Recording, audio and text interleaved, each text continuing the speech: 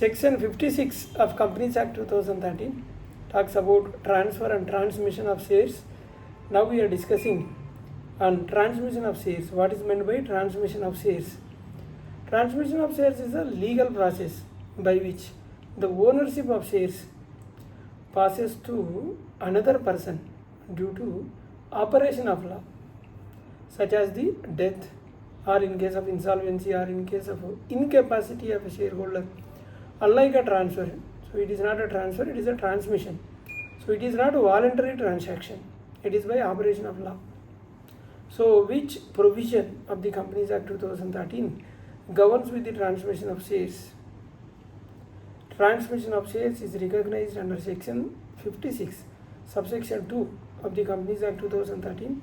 It empowers a company to register a transmission of securities upon receiving of the intimation from the person entitled to and entitled by operation of law. So how is this transmission different from transfer of shares? What is the difference? Transfer is a voluntary act between a transferor and a transferee, and generally requires the execution of form SH4, is a share transfer form, along with the applicable stamp duty. Transmission, in other hand, it occurs automatically by operation of a law, does not require SH4, does not require any transfer deed, or does not require any stamp duty. In what situations can transmission of shares takes place? Transmission may arise in death of the shareholder, or insolvency of the shareholder, or unsoundness of mind of a shareholder, dissolution or winding up of a body corporate holding shares. Is stamp duty payable on the transmission of shares? No. Since the transmission is not a transfer for consideration, stamp duty is generally not payable because it is a transmission. Is form SH4 is required for transmission? Answer is no. Form SH4 is applicable only for transfer of shares and not for transmission. Who can apply for transmission of shares? The application may be made by the registered nominee, legal heirs, executor under a will, administrator appointed by a competent court, official assignee or receiver, wherever applicable. It depends. So these are all the situations. What documents are required for transmission? Depending on the facts of each case, the company may require transmission request letter, death certificate, PAN and address proof of the claimant, and original share certificate for the physical shares, succession certificate, probate or letter of administration wherever applicable, so as may be applicable, indemnity bond and affidavit, no objection certificate from the legal heirs if required. These are the documents requirement. Is nomination compulsory for shareholder? Answer is no. Nomination is an optional. However, every shareholder should file a nomination to facilitate smoother transmission in the event of death. What is the purpose of filing of SH13? This enables the shareholder to nominate a person who may claim the shares after the shareholder's either death, so thereby reducing procedural delays. This is the advantage with this form. Can a shareholder change or cancel an existing nomination? Yes. Shareholder may modify or cancel an existing nomination by filing the prescribed form with the company in accordance with the applicable rules. Does the nomination make the nominee the absolute owner of the shares? Not necessarily. A nominee generally is entitled to receive the shares from the company. However, the ultimate beneficial ownership may still be governed by succession laws. So, the will of the deceased and the judicial decisions. So, as may be applicable. If any judicial decisions are there, or depending on the succession laws or will of the deceased. What happens if there is no nomination? Then the legal heirs must establish their entitlement through appropriate legal documents like succession certificate, probate, or letter of administration, or other acceptable evidence. Can the company refuse transmission? Yes, but only for valid reason.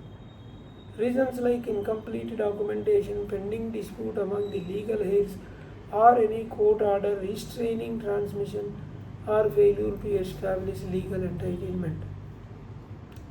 Is board approval is required for a transmission? Yes. The board of directors approves the transmission request after verifying the supporting documents and unless the articles of association provide otherwise. What entries should a company make after approving transmission? So, update the register of members, cancel or endorse the existing share certificate as may be applicable, issue a fresh certificate if required, if it is not a Demat, and preserve all supporting documents for record purposes. How is transmission proceed for dematerialized shares? So, for dematerialized or the shares in Demat, the shares are in Demat form, the claimant submits the request letter through the depository participant. So, the depository participant and the register and transfer agent, that is RTA, process the request in accordance with the depository regulations. Can a transmission takes place when the legal heirs disagree? Normally, companies avoid processing transmission where there is a serious dispute among the legal heirs. In such cases, the claimant may be required to obtain appropriate orders from the competent court. Is succession certificate always mandatory? So, no, the requirement depends upon the facts of the case, the existence of a valid nomination or will. So, the value of the securities and based on the articles of association and the company's internal requirements. And what precautions should shareholder take to avoid future transmission issues? File a nomination, update PAN card, Aadhaar and address proofs and update the address records, maintain accurate KYC details, preserve share certificate safely, then inform family members about their investments, keep Demat account details updated. Can a minor be appointed as a nominee? Answer is yes, a minor may be nominated provided the shareholders also appoints a guardian to act on behalf of the minor until the minor attains the majority. So, what is the role of company secretaries in transmission cases? The company secretary assists in verifying the documents, ensuring compliance with the Companies Act and articles of the association, preparing a board notes and resolutions, updating statutory registers, and coordinating with RTA and depository participants wherever shares are in Demat form. In transmission, applicable only on the death of the shareholder. Transmission may also occur due to insolvency, mental incapacity, or shareholder of corporate shareholder death, or dissolution of a corporate shareholder, and depending upon the applicable law. So, these are all the cases where transmission applicable. It is not only for death. even in transmission applies in case of mental incapacity, insolvency, or dissolution of a corporate shareholder, depending upon these are the situations. Why should every company have a clear transmission policy? The answer is a documented transmission policy promotes consistency, transparency, and timely processing and protection of the interest of the both the company and the rightful claimants.